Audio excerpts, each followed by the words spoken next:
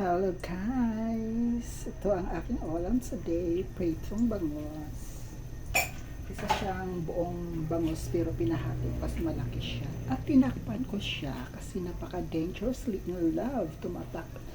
Tumatalsik yung mga mantika. At ayan siya, kukunin na natin siya guys. Kasi luto na siya.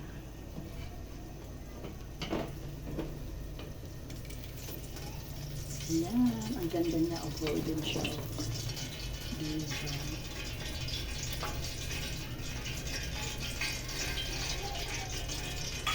At next natin yung part ng ulo ng bangos.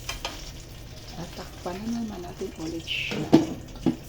Talsik nga para hindi tayo mapasok. Sayang yung ating skin.